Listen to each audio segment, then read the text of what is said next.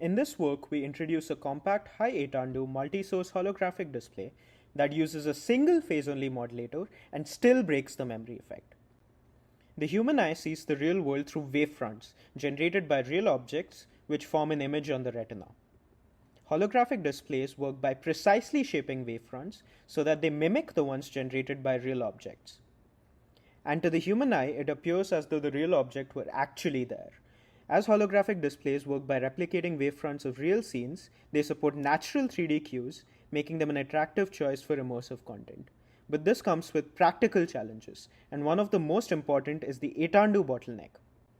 Here we show a simple holographic display where the phase pattern on the spatial light modulator is optimized to reconstruct a 3D scene. With infinite modulator resolution, we could display arbitrarily fine phase patterns. But in practice, SLMs are pixelated and cannot show arbitrarily fine phase patterns.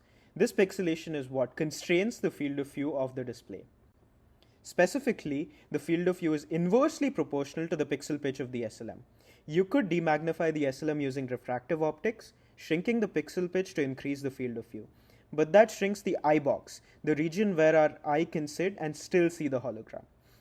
In fact, it can be shown that the Atandu, defined as the product of the field of view and the eye box, is fundamentally constrained by the SLM's resolution. Simply increasing the pixel count is not a scalable solution. So a common approach is to increase the Atandu of the input illumination without touching the SLM resolution. Specifically, instead of a single source, an array of point light sources is used.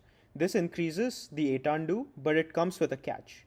With a single stage of modulation, each source just produces shifted copies of the same content. And if we try to optimize content over the full expanded field of view, it would suffer from severe ghosting artifacts. Prior multi-source designs address this by adding a second modulation stage to decorrelate the wavefronts from each source. Essentially, because the sources are spatially shifted, their wavefronts hit different regions of the SLM at the second stage, and that's what decorrelates them. Many prior methods use this two-stage modulation idea to break the memory effect, enabling Atandu expansion and speckle denoising from multiple mutually incoherent sources. But these methods require two separate SLMs in the optical path, significantly increasing the system footprint with no clear path to miniaturization. On top of that, most propose designs around transmissive SLMs.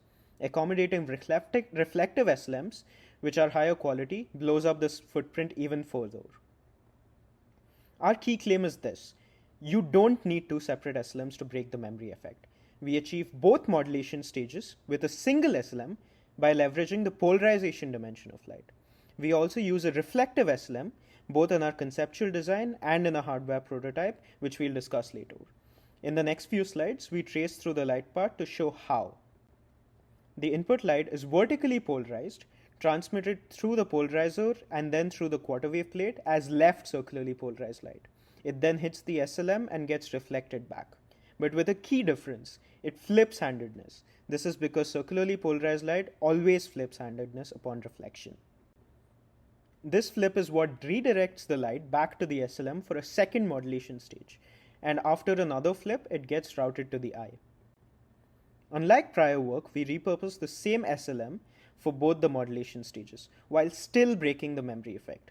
The catch is that both stages share the same phase pattern. But despite this constraint, we show, through simulations and a hardware prototype, image quality comparable to two-stage modulation methods, while inheriting their benefits: Atandu expansion and despeckling. Here we compare Atandu expansion methods on a focal stack scene. Methods that rely on static masks clearly suffer from noisy visuals.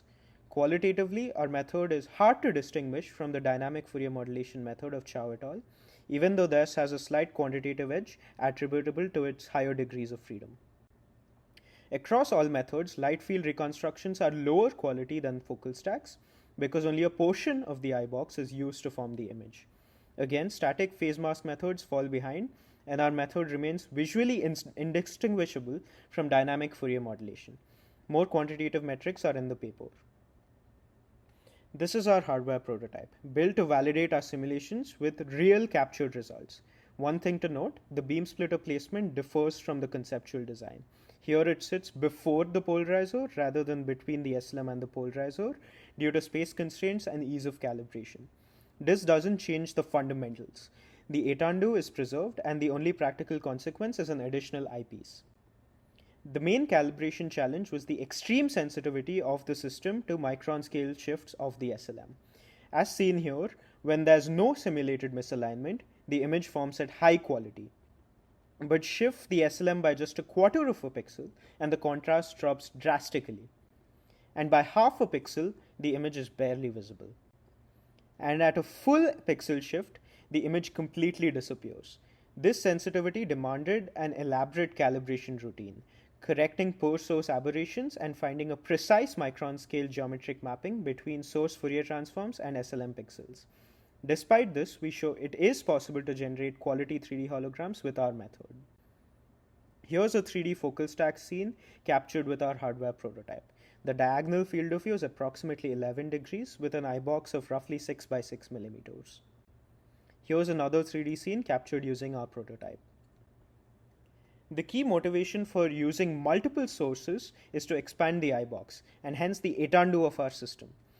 And you can see this directly in the captured eye box, comparing the single source and multi-source cases.